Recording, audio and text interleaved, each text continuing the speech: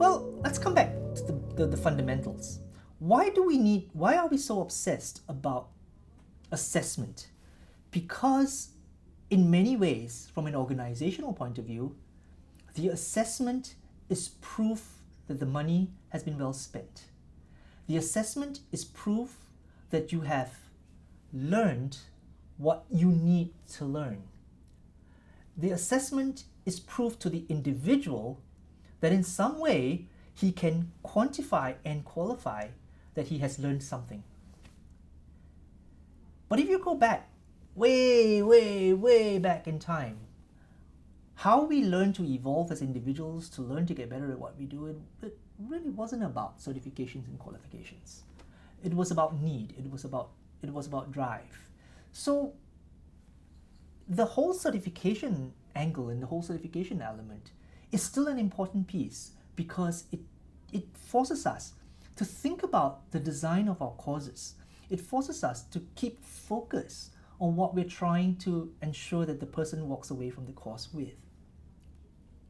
In Kirkpatrick's model of evaluation of learning, he had the first level of reaction. So how do we evaluate? Did you enjoy the course?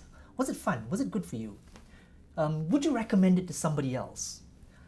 And you could then rate it and say, yes, it was brilliant. I totally enjoyed it. Did you learn very much? I learned. What did you learn? I learned enough. That's my reaction. So they say that's at its most base level in the evaluation ladder.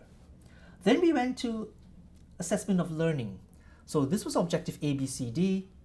Prove to me that you can do ABCD. So multiple choice questions, assessment, submissions with a rubric to say that you have met A, B, C, and D, and therefore I can say, yes, I have met them adequately, objectively, and this is the outcome that I have. The third level is to look at application.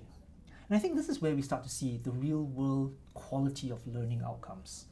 That you can now not just say, I know what it means, I know how to do it, but now I need to be able to do it on a regular basis.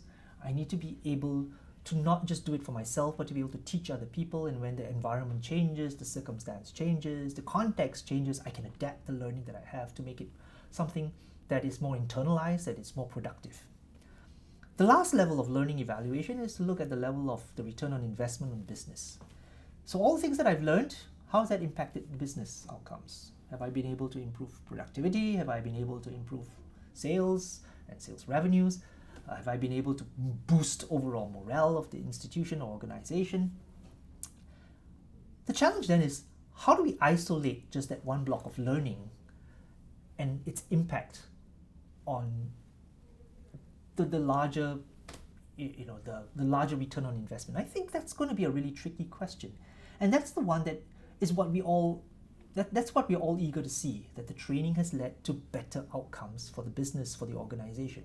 Translated into a more pragmatic way, it would suggest that assessment should be done at the workplace. It is your boss who should evaluate you. So your boss sends you for a course because he has attended a course before, because he knows what the course is about. He reinforces the meta language, the language that is used in the training. He re-emphasizes the steps that you have learned. And he wants to see you perform at the workplace, in the real world. And then he evaluates you at the end of the year and say, good job, well done. I have seen how this course has benefited you. When we start to see that kind of real world evaluation, I think people will start to see the relevance and the importance of training.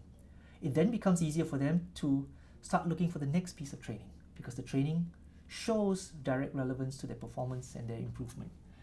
That improvement, hopefully, will also be reflected in a better performance review, bonuses, promotions, acknowledgement, recognition.